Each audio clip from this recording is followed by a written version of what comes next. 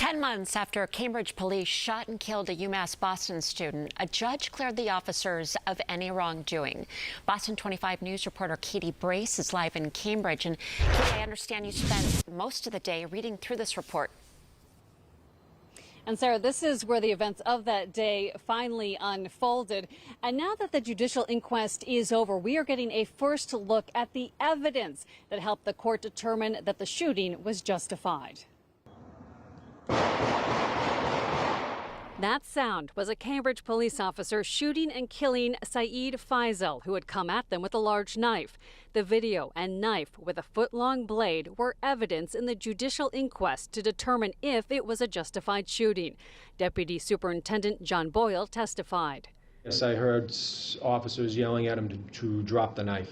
In early January, police were called for the 20-year-old UMass Boston student harming himself with a knife. I'm witnessing somebody trying to slit their wrist outside. Officers chased him through the streets for 10 minutes. Concerned that he could assault somebody coming out of their home, somebody walking. An officer used this to fire a non-lethal sponge to stop Faisal. Instead, Faisal held out the knife and walked directly toward Officer Liam McMahon. What do we want? Where do we want it? The fatal shooting sparked protests questioning the police department's deadly use of force.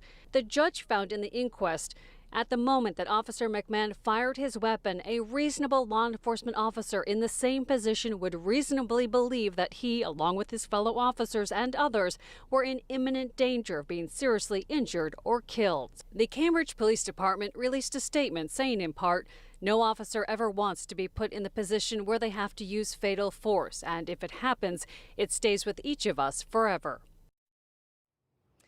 In an email, the family's attorney tells me that they will address the findings of the inquest tomorrow.